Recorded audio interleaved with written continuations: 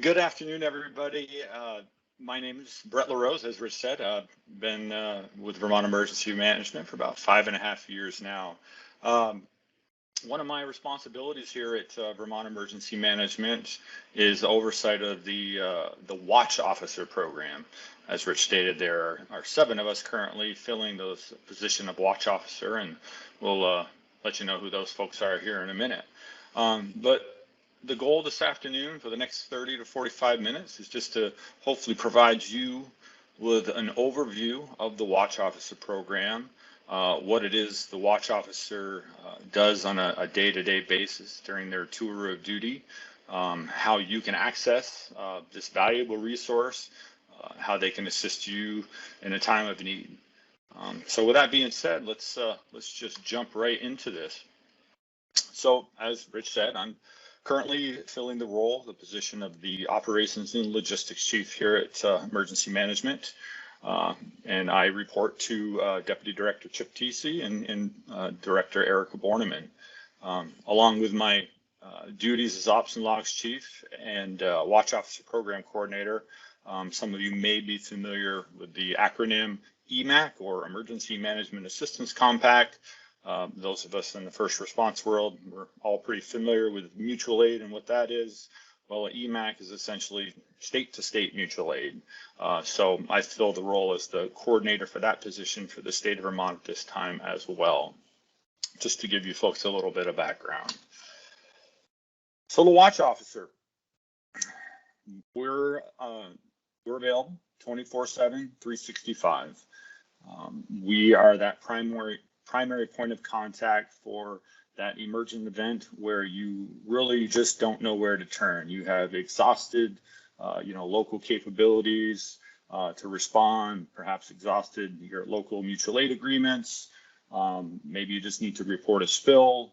But by calling the 1-800-347-0488 number, you will be put in touch with one of the state's public service answering points in Westminster, who's our primary dispatcher, and they will in turn page the Watch Officer. We do. Probably one of the things we do more than anything is respond to spills. And when I say respond to spills, I don't mean we, the Watch Officer, are actually boots on the ground, responding to the spill, assisting with cleanup. That's not our responsibility. Our responsibility is coordination. We triage information that comes in and ensure that the appropriate state representative, state partner gets the information so they can put their expertise to work and assist you in your time of need. But generally, during a Watch Officer tour, it's a lot about situational awareness. Well, you've heard Rich talk off and on this afternoon about weather and giving you updates, and it would just go figure that Rich is on call this week and we have some severe weather coming in. He's a magnet for it. But it's providing that situational awareness, keeping our director's office informed, senior leadership of events that are unfolding. We call it sometimes enhanced monitoring, where we have good knowledge that something is unfolding, whether it be a weather event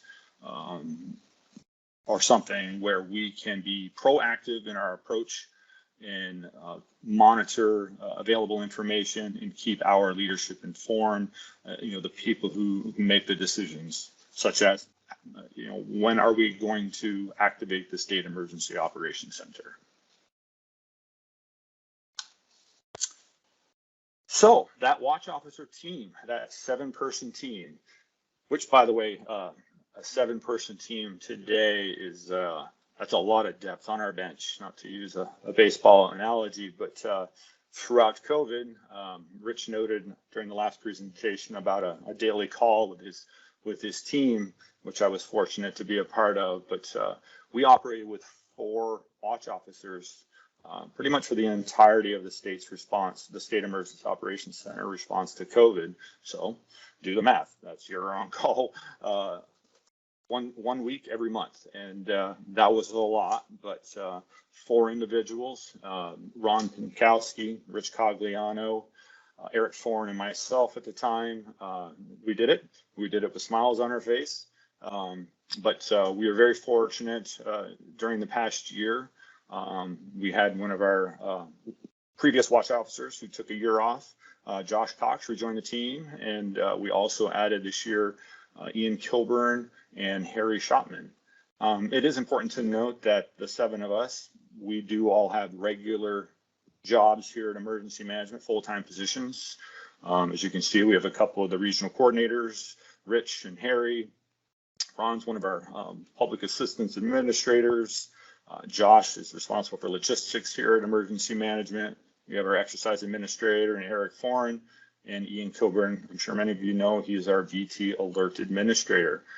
So on top of our regular duties, we take on the responsibilities of being the watch officer, which many times means that we need to put our day jobs with the brakes on to address whatever situation is unfolding in front of us. Rich has definitely got senior on all of us. He's got about 8 years into the watch officer program. Ron, Josh, and myself are all around 5 or 6 years. And as I said, Ian and Harry joined the team this past year. So the watch officer, our duties, our position duties, some of the things we just kind of are expected to or can be doing on any day-to-day basis is it's about collecting information, coordinating an analysis of that time-critical emergency incident, event, and or disaster information from a municipal, down at the local level. Could be regional information from various government entities, other emergency organizations, open sources, the media, and other non-governmental organizations. So we can provide early warning, response, recovery, and guidance resources. So it's important for us to analyze this data and prioritize it as it comes in to help determine, make recommendations in coordination with our leadership on appropriate response actions. We maintain a chronological log of all the events in which we respond to, whether it's just some cursory check we perform throughout the day or the actual events of a particular incident that's occurring. But again, we want to ensure we're disseminating relevant information to the appropriate individuals, organizations, to senior leadership. So again, they have the right information to help them make better decisions.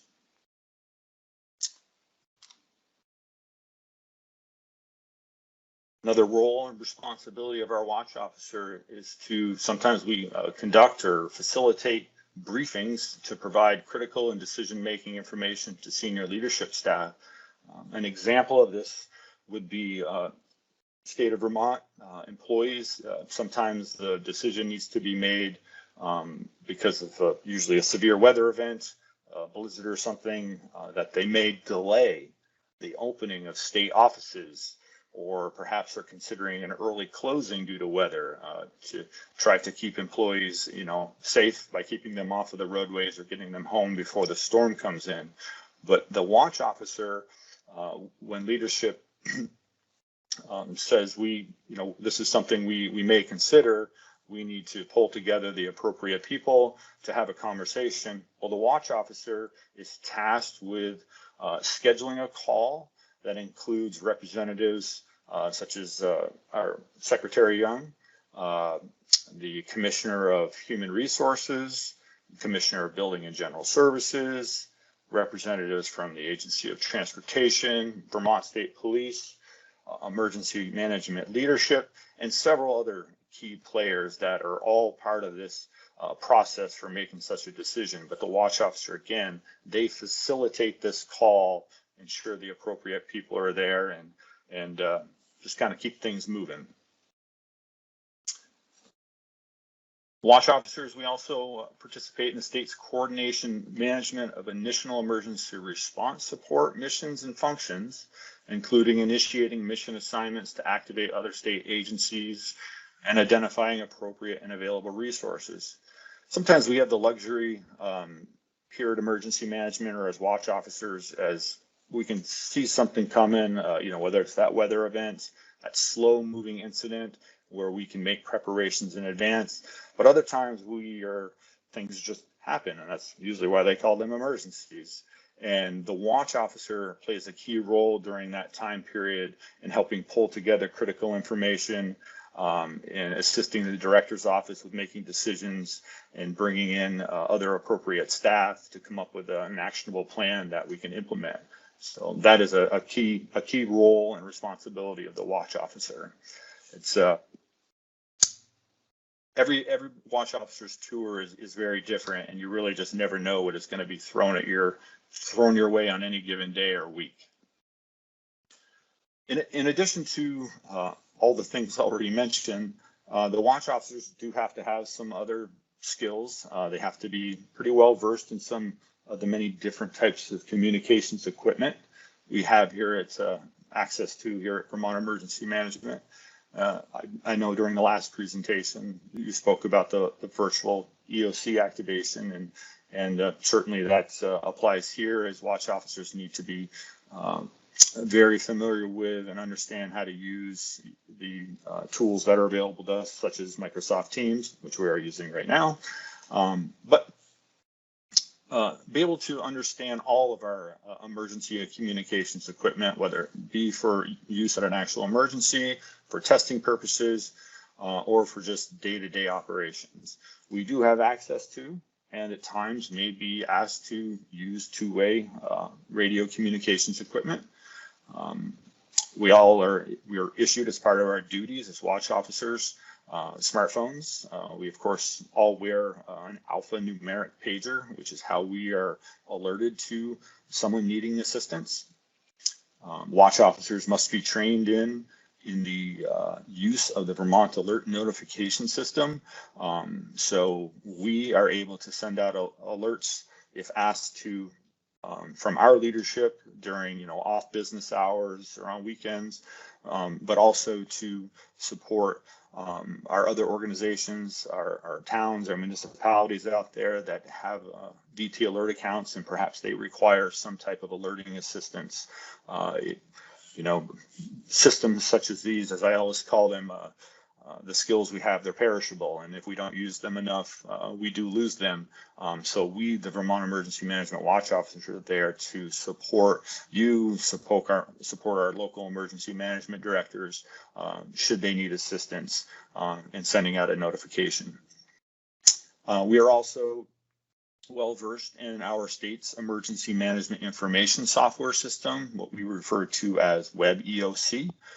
That is the software that we use here at Vermont Emergency Management. We as watch officers use daily, and during an SEOC activation, it's used to manage the state's response to an emergency.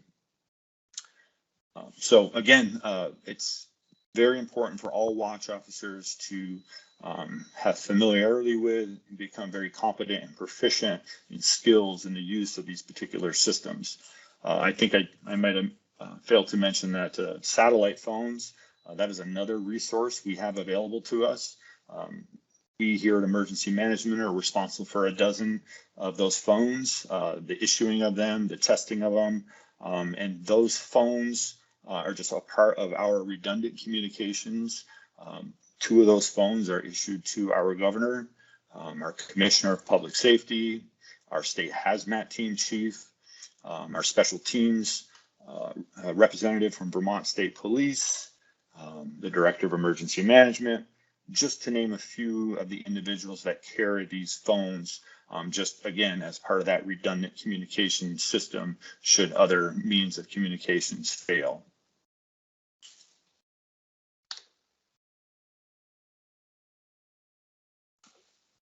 So we must develop and maintain proficiency in the use of these multimedia communication systems like this Microsoft Teams software.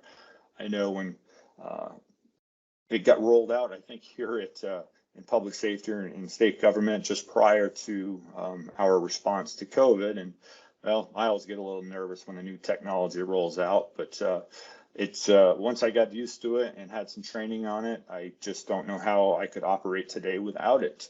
We were forced out the door 18 months or so ago, and needed to become very competent and proficient in the use of such technology that not only helps us in our day-to-day jobs, but as watch officers, helps us facilitate those, early closing calls I spoke about a few minutes ago, or hosting a training like we are today. So, and also, as a watch officer, it's important to not only be able to use your existing tools that you have at your disposal, but always kind of understand and be aware and see what else is coming. What other technologies may be out there that could help us do our jobs a little bit better.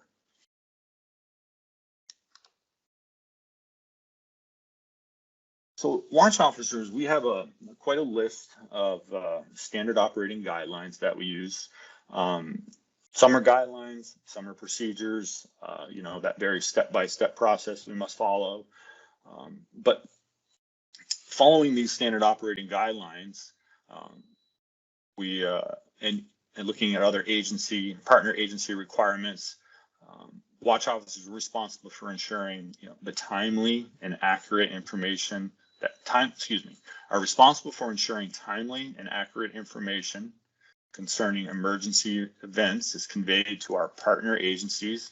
When I say partner agencies, I'm talking about our fellow state partners, as an example, the Agency of Agriculture, private sector organizations, and of course our senior leadership. We must receive and process information and notifications, whether it be required by a drill, exercise, or an actual emergency or event. We're responsible for the proper handling and dissemination of some very sensitive information at times.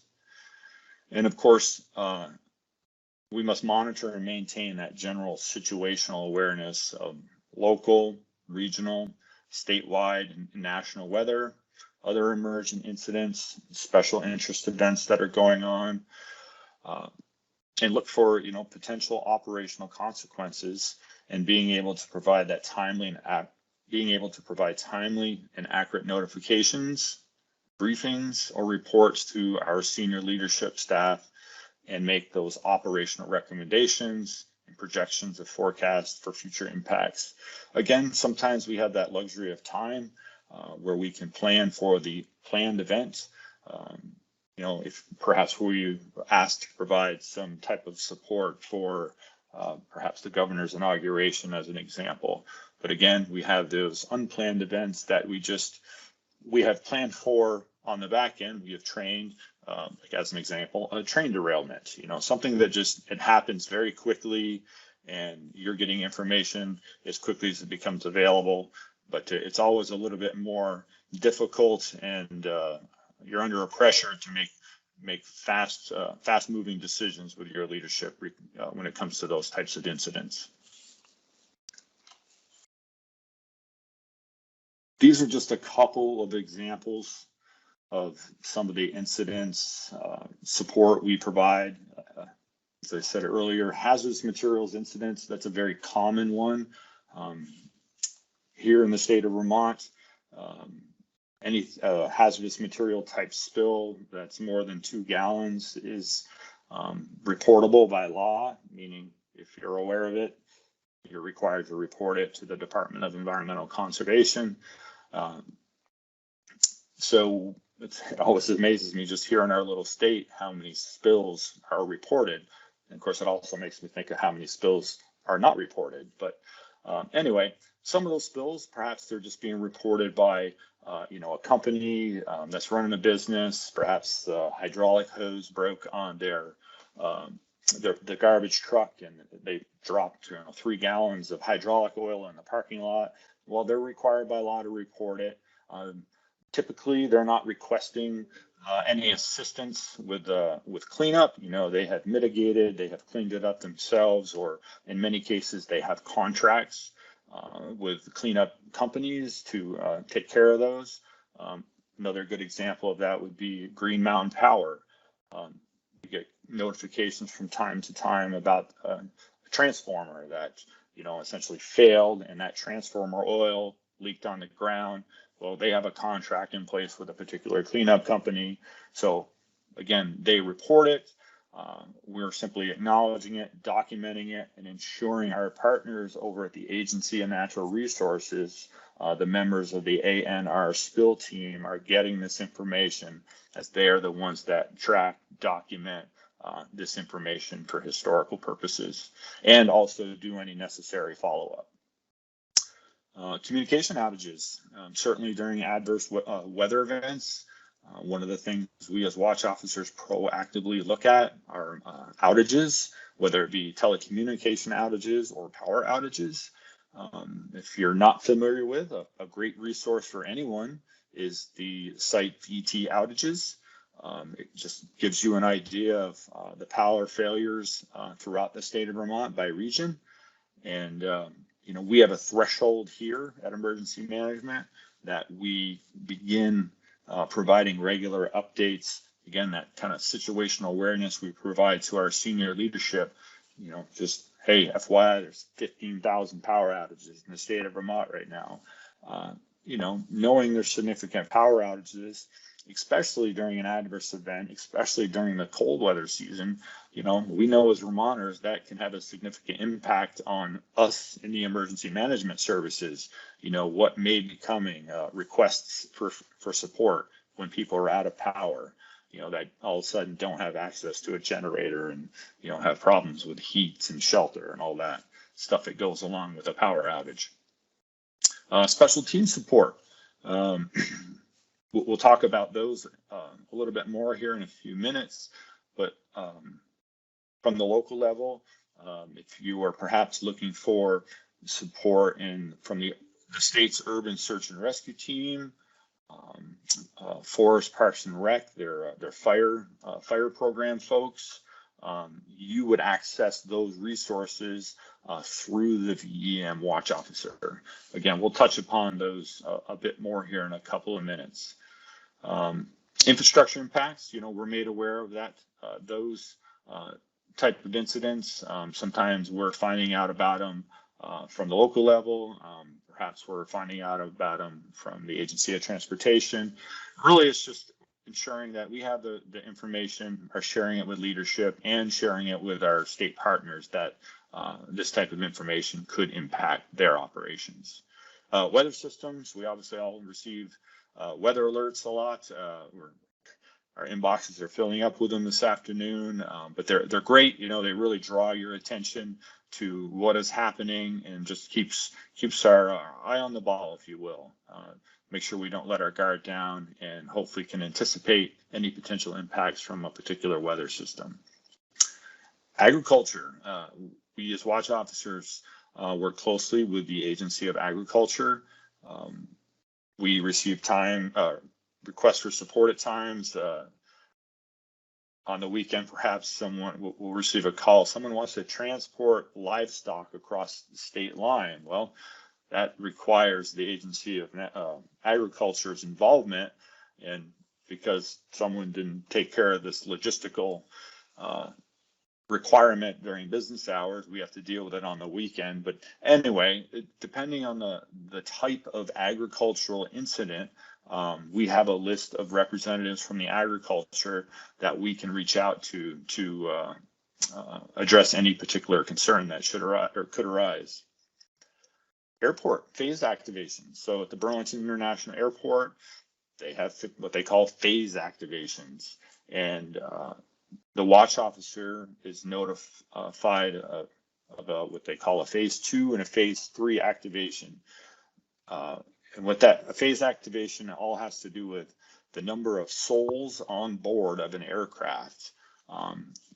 In my experience as a watch officer, it's pretty much always been just some type of mechanical issue that is obviously resolved and everybody is safe. But we receive that information for situational awareness, because should that incident become a phase 4 or 5 activation, now we're talking about many more souls on board an aircraft. And of course, we're thinking about the potential impact of an unfortunate incident that could occur. Say a plane went down. Doesn't matter where it went down, but you have environmental impacts. You're going to have hazmat problems. You could have structural problems. You could require the resources of the urban search and rescue team, because the plane came down on a building and people are trapped. So we are able to kind of forward lean and provide our partners, these special teams, kind of that advanced warning to say, hey, just so you know, this incident is going on right now. You may get a call, so they can kind of get geared up and get mentally prepared to go to work.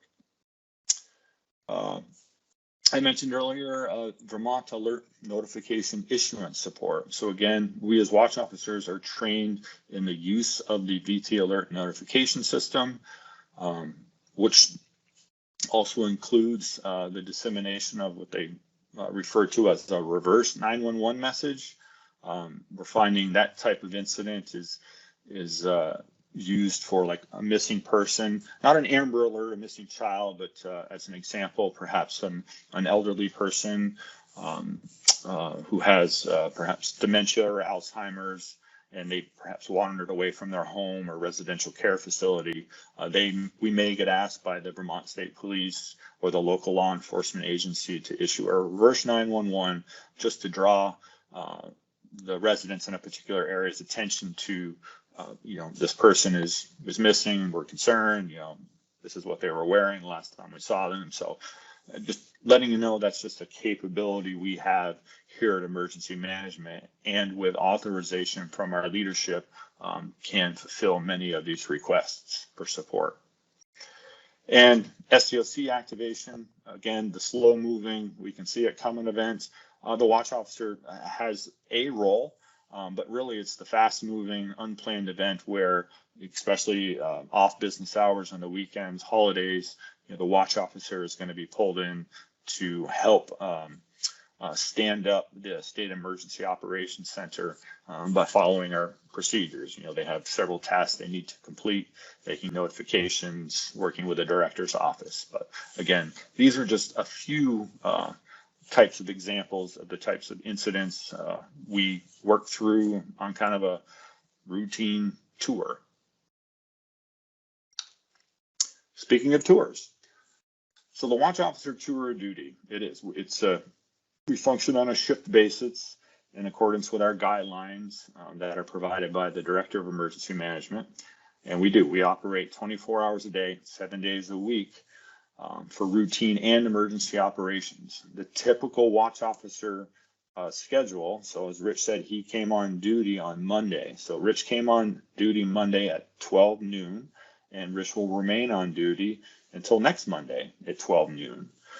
The exception to that is a recognized holiday or a day of observance where state offices are closed on a Monday. Your watch officer tour will be extended an additional day and will run through noon the following day. It usually works out well for the oncoming watch officer because they get a shortened tour of 6 days. But I think it's important to know when a watch officer is on, this is their tour of duty. It's Monday at noon to Monday at noon.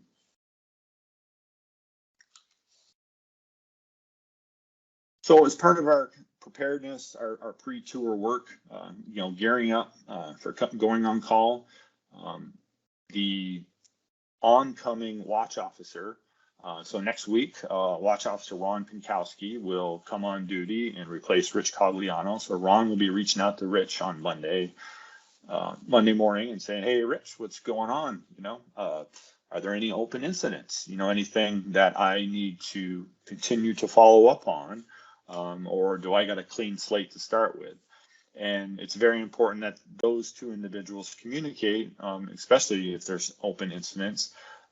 Or something that has occurred since the previous day's daily situation report was issued, because the oncoming watch officer is now responsible for including information from the previous day's watch officer tour, any incidents that may occur. We want to ensure we have access to the appropriate systems, such as the WebEOC emergency management software I spoke of, our VT Alert accounts, make sure our passwords are all working, things haven't expired on us, because it never fails. These requests for support, whether it be the reverse 911 or some other notification, they always seem to come late at night. And that is no time to try to reset your password and contact people who aren't on call, something that we should have handled during business hours. So just ensuring that we have access to the systems we need access to. And another part of our kind of pre-tour, let's get ready for our week-long tours, to connect with other standby or on-call persons we regularly work with. As an example, the state's hazmat team, they have an individual on standby referred to as the crew chief. They also work a week-long tour, and their week-long tours mirror ours. So we connect with that person just to say, yep, I'm on, yep, I'm on. Make sure everybody's got everybody's contact information should anything come up. And the Agency of Natural Resources spill team reps, those are persons we also work very regularly with. They also work a 7-day tour. However, their tour is Wednesday morning at 8 a.m. to the next Wednesday at 8 a.m. So we have that overlap in our schedules that we have to be mindful of, as we may be working with one A&R spill rep on Tuesday, but Wednesday afternoon it's with somebody else. Just something we need to pay attention to. Throughout our tour, these are just some of our responsibilities. We respond to our pager notifications. We are responsible for distributing a daily situation report. So this daily situation report is something that goes out between the hours of 7 and 8:30 a.m. every morning, 7 days a week. And what it is that it's a summary of the previous 24 hours event.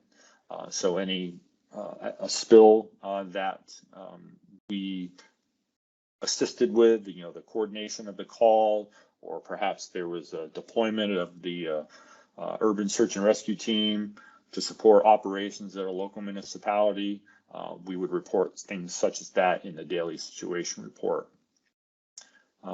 At least 3 times a day, just kind of during, we'd say, normal day-to-day business operations, the watch officer is responsible for performing what we call a cursory check of statewide current events. What's going on in the local media sites, social media, checking the National Weather Service. This is our way of just being proactive, and again, ensuring that, we don't want to get caught in a position where we should have known about something, but, we got complacent and we didn't, and now we're scrambling to get something, pull something together. So that's one of the responsibilities of the watch officer, is those regular cursory checks. Kind of in line with that is that monitoring of the National Weather Service, road closures, the BT outages, other media, continually providing that situational awareness to our director's office. One thing I learned, I think, my very first tour as a watch officer almost 6 years ago was our leadership. They like to know stuff and don't want to find out about it from someone else. So that always stuck with me. So that kind of keeps us on our toes. As a watch officer, we facilitate a weekly notification test to our fellow watch officers. That's just to test our skills, to make sure we're familiar with the notification system, and it also gives the other watch officers an opportunity to receive and respond to, acknowledge the notification that was distributed. And I already mentioned about providing reverse 911 support or other Vermont Alert type system support when requested. I think it's important for our audience today just to talk about reporting spill. Again, it's safe to say this is what we as watch officers work on, deal with the most.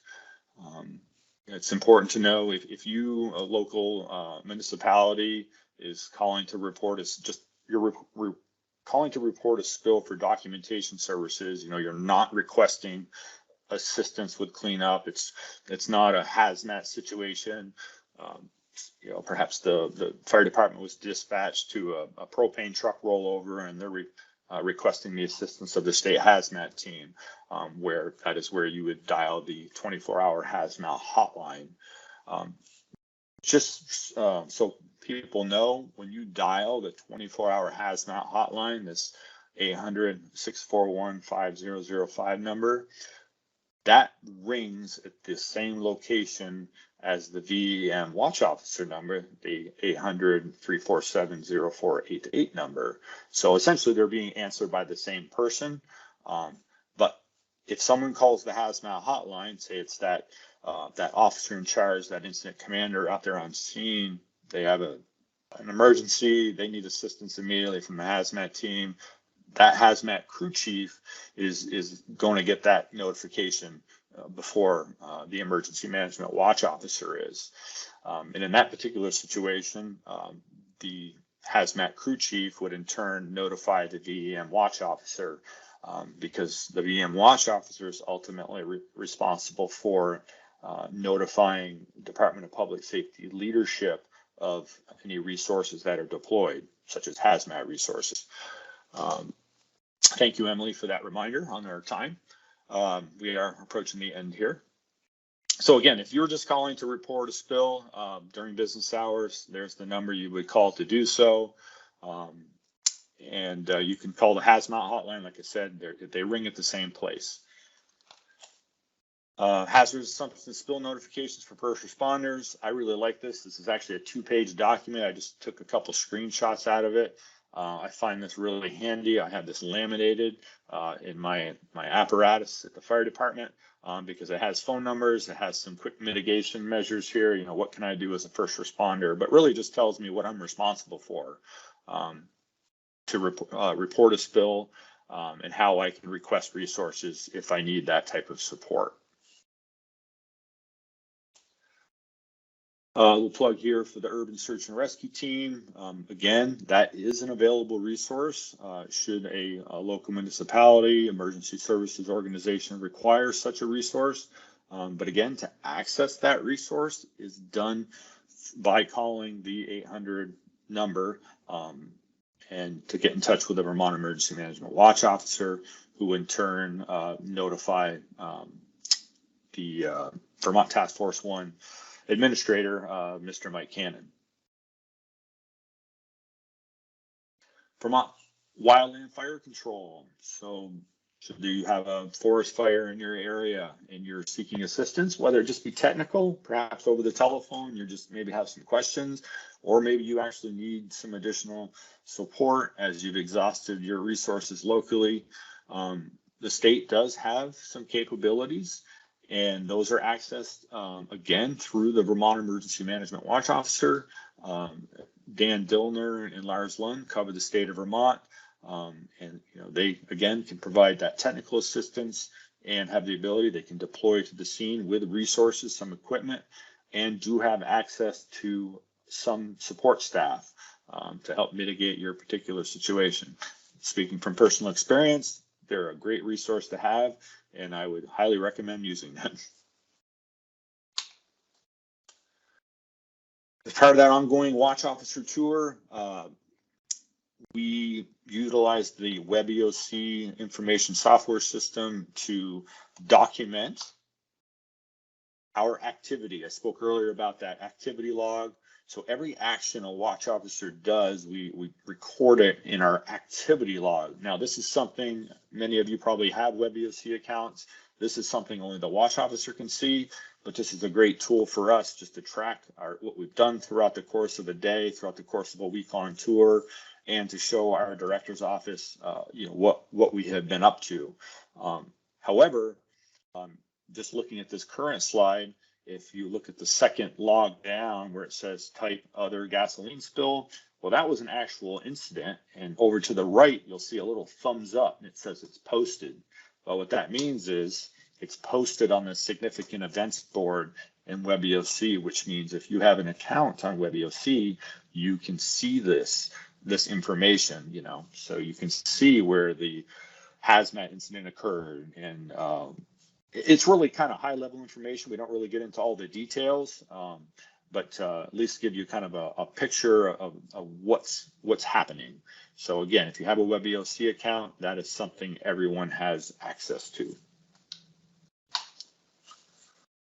So post-tour, again, that we want to ensure those two watch officers, the incoming and outgoing, they schedule that change of tour briefing and transfer any open incidents to the oncoming watch officer. Just some information, I pulled this right off our website, but I think it's important to understand and know how to access the phone numbers, the contact information, you know, how to report. If you just have general inquiries, you know, perhaps you're just looking for some information, you can call 211. But here you also see the hazmat numbers here, our 800 number here at VEM to reach the watch officers here. And I think what's really important to note, life-threatening situation right there in the middle of the screen. It says dial 911. That's really important because the watch officer, we're a responder in a sense, but if you have a true emergency, you know, we should not be your first call. You should be calling 911 for whatever that true emergency is that requires immediate action by first responders. You know, we are here to provide that support, whether it be in just information or perhaps some resource support, but we should not be that first phone call for the emergency situation. I just think that's important to note.